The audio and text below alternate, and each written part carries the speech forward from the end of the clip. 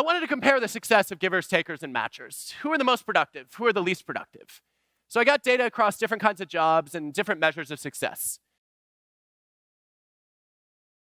There's a group of people who are responsible for the vast majority of paranoia at work. They're called takers.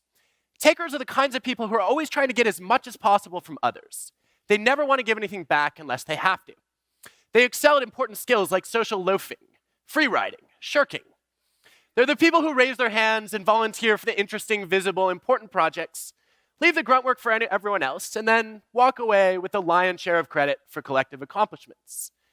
So the good news is most of us are not takers. If you look at the data from US to Japan, only about 8% of people, when you track their behaviors, relentlessly pursue self-interest without any concern for others.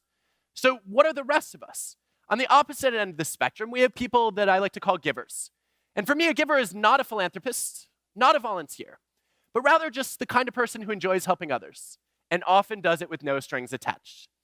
So you might be a giver if you're somebody who frequently provides mentoring to others, who shares knowledge, who makes introductions, or just shows up early or stays late to support the people around you.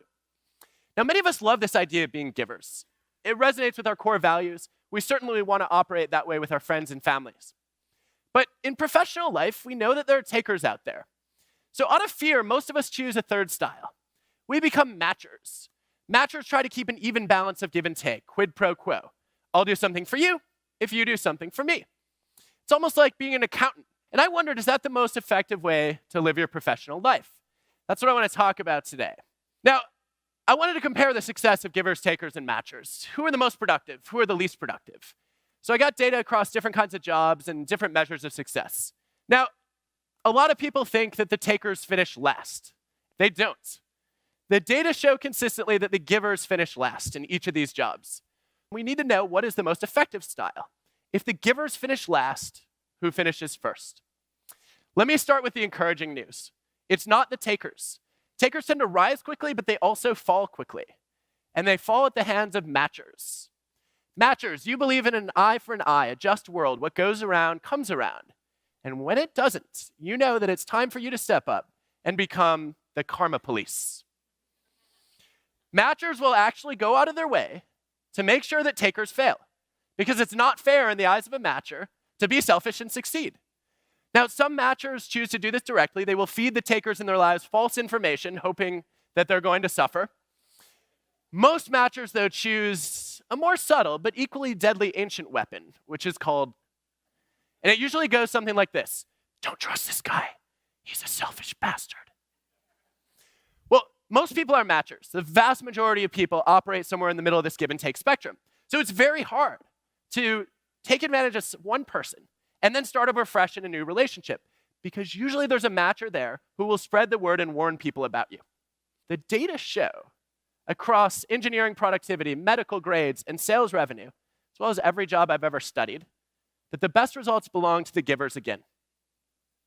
Givers are overrepresented on both ends of the spectrum. So I think this is a fascinating paradox.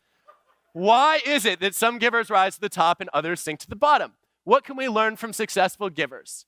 How do you succeed and manage to be generous at the same time? And how do you avoid being a doormat or perhaps burning out?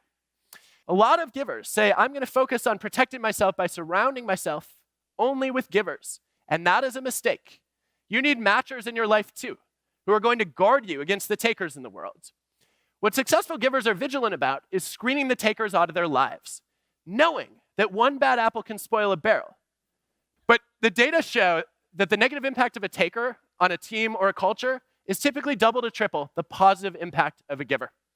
So you want to be really vigilant about screening out the takers from your lives. How do you do this? There are a number of clues that takers tend to leak. One is that they tend to kiss up and kick down.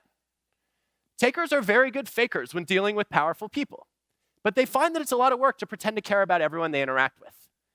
So they let their guard down a little bit with peers and subordinates who get to see their true colors. So never trust a reference from a boss. You want those references to come from lateral or below. There's also interesting data on Facebook that the narcissistic takers among us actually have more attractive profile pictures. Now, they're not hotter than the rest of us, but there is a bigger gap between how they look in a typical photo and how good that profile picture looks. Because if you're a taker, your best foot is always put forward. Annual reports. You can spot takers by the size of a CEO's photograph in their company's annual report. Taker CEOs actually have larger pictures and they're more likely to be photographed alone, which sends a pretty clear signal: I'm the most important person in this company, it's all about me. And there's a question you can ask people too that reveals who the takers are. It's a question that goes something like this. In your industry, what % of people do you think steal at least $10 worth of merchandise from their employers each month? How common is it for people to steal at least $10 per month? The data show that the higher your estimate that other people are thieves, the greater the chances that you are a thief. Why would this be? When we go to predict other people's behaviors, we actually project our own motivations onto them. So takers anticipate more selfish behavior from others, and that's part of how they rationalize being a taker. It's not me, everybody else is selfish, and I am just protecting myself. So if you encounter somebody who thinks the worst of others, you might want to be a little bit more cautious with that person. 오늘도 성공 비밀을 씹어먹을 준비가 되셨나요? 이렇게 동기부여 모닝콜 필사에 참여하시는 여러분은 이미 성공한 사람이나 다름없습니다. 한글 5번, 영어 5번입니다. 시작합니다. 나는 자신과 타인을 모두 이롭게 하는 사람입니다.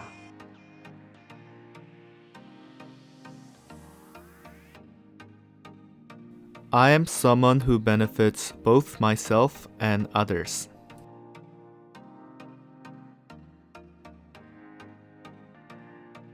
나는 자신과 타인을 모두 이롭게 하는 사람입니다.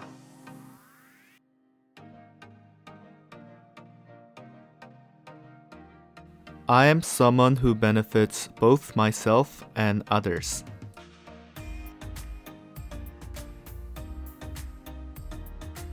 나는 자신과 타인을 모두 이롭게 하는 사람입니다.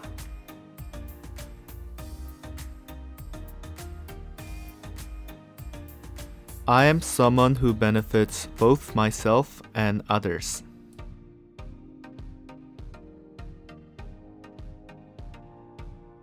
나는 자신과 타인을 모두 이롭게 하는 사람입니다.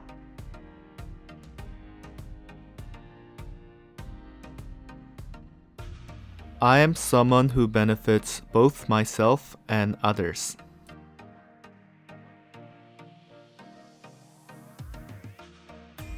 나는 자신과 타인을 모두 이롭게 하는 사람입니다.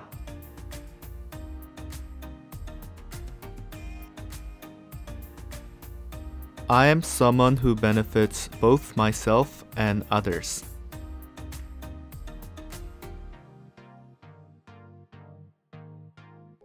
실패가 두려우신가요?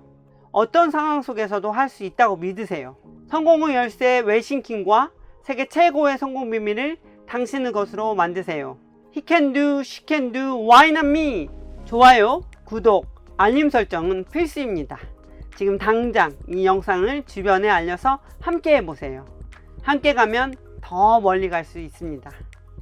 좋아요, 구독, 알림 설정은 이 모닝콜을 함께 제작하는 20명이 넘는 재능 기부자들과 켈리에게 큰 힘을 줍니다. 사랑합니다.